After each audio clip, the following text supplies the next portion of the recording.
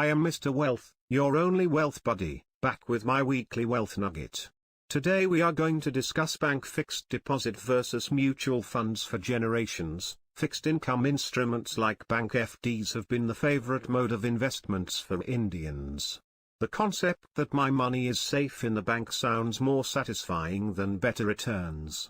But at a time when the post-tax FD returns barely beat inflation, is this assurance enough to convince investors like you to keep their money lying in the banks?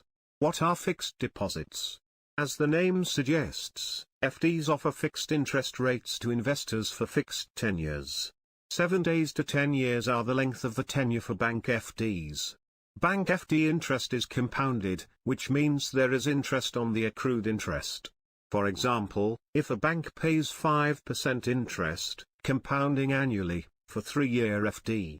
If you deposit 100 rupees, after 1 year your account will have 105 rupees. In year 2, you will get 5% interest on principal plus interest, which is 5% on 105 rupees or 5 rupees and 25 paise. The additional 25 paise is due to compounding. Our real concern about FD is that interest rates are witnessing a secular decline over the past 25 years. The income tax slab of the depositors affects the taxation of the interest. FD interest rates can't beat inflation on a post-tax basis. Therefore, it is not possible to protect against inflation when the interest rates are so low. What are mutual funds? Mutual funds, on the other hand, are market-based investment instruments with no fixed rate of return. However, during the long run, they have been observed to give a 10 to 12% return, which is pretty higher than that given by FDs. There are 3 types of mutual funds: debt, equity, and balanced. Taxation is one of the major advantages of mutual fund. Short-term capital gains, selling before 12 months, in equity funds are taxed at 15% and long-term, selling after 12 months, capital gains are taxed at 10%.